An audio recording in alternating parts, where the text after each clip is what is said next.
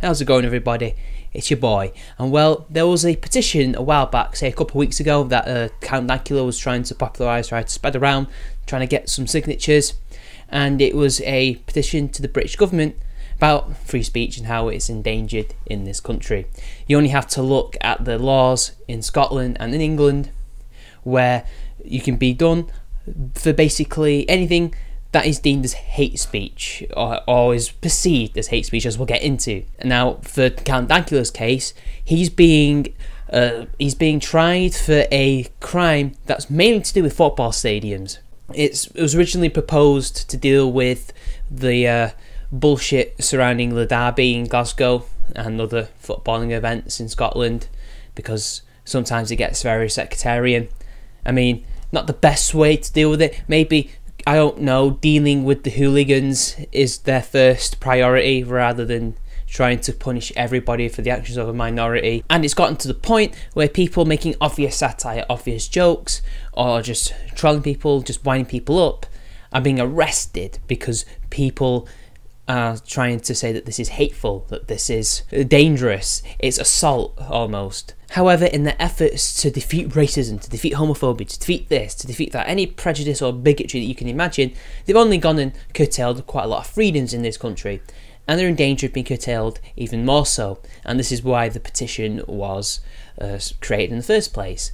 And it got enough signatures to get a response from the government, although I don't think it was enough for a debate in Parliament, sadly, and I don't think it would have really garnered much MP's attentions regardless. I know that I myself tried to email my MP and she didn't respond to me. Well, I got an automated response and she said, "Dear Mitch, I'm not here right now, but please do send me your details so that I can email you or phone you later," even though my email was right there and she never got back to me.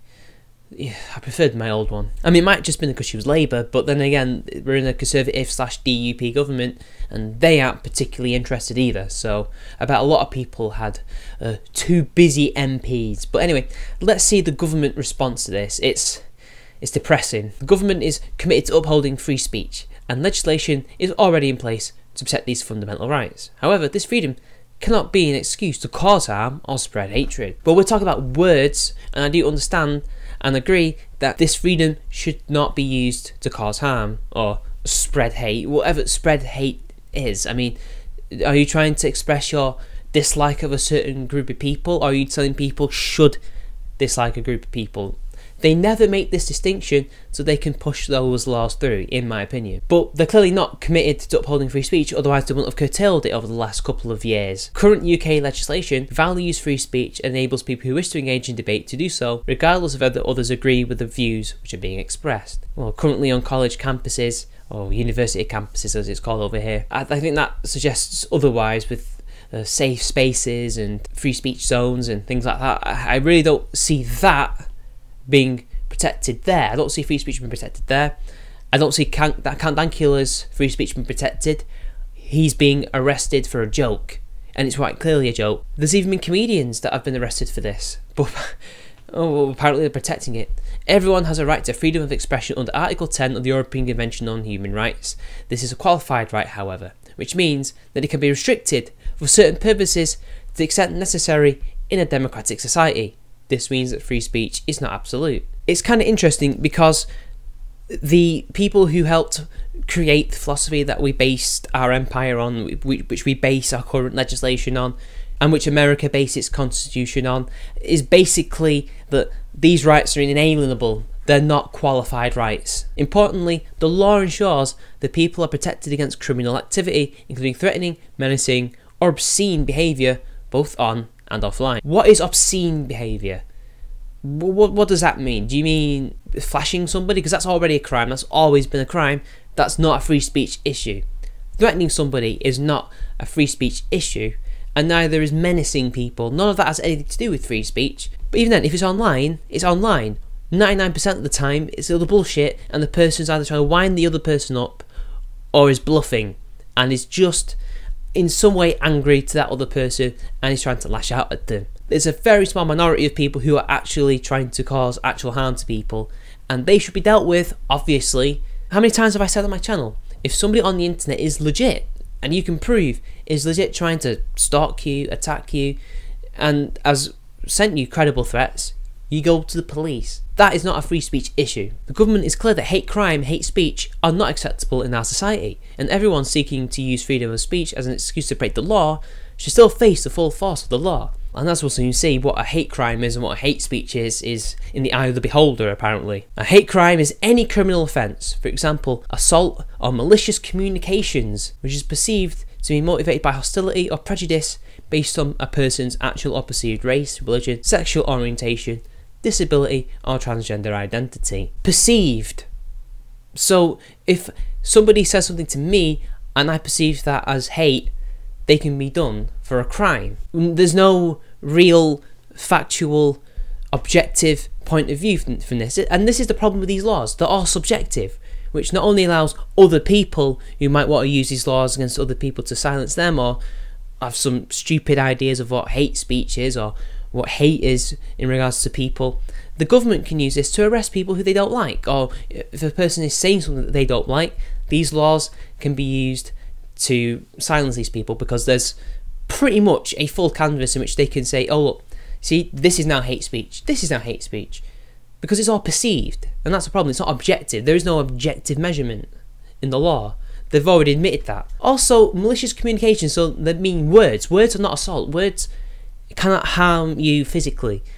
Yes, they can cause a lot of mental discomfort, but when it comes to malicious communications, which they mean is more in terms of like online or in a letter format or telephones or things like that, you can stop that pretty easily. On the internet, it's very simple. You use the block or mute button and that's it. It's done. There's no need for a law against that if you've got the tools already at your disposal to do those kind of things. But no, apparently the government has to do it because other people can't, apparently.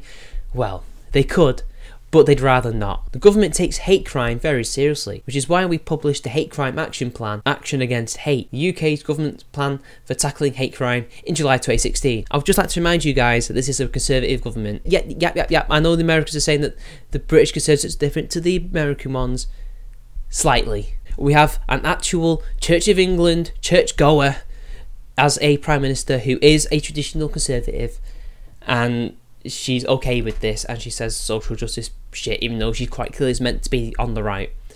It's and it's just so funny to see them trying to defend this by contradicting themselves and showing just how bad it actually is, and how useless these laws are, and how just completely and utterly Orwellian this country has become. It's also worth noting that Section 29J of the Public Order Act 1986, for example, states that the offence of inciting religious hatred does not restrict or prohibit discussions, criticism or expressions of antipathy, dislike, ridicule, insult or abuse of particular religions. It seems to me that only the Church of England and the Catholic Church and every other religion is free for criticism except for Islam. Now, why is that?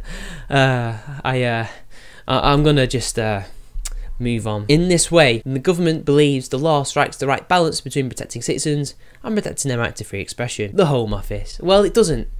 And you can see the amount of times on Twitter when the police, rather than saying beware murderers, beware thieves, beware con artists, they're saying beware trolls, beware saying things online, we're watching you. Look at the endless amount of articles of people being arrested for trolling, whatever trolling is.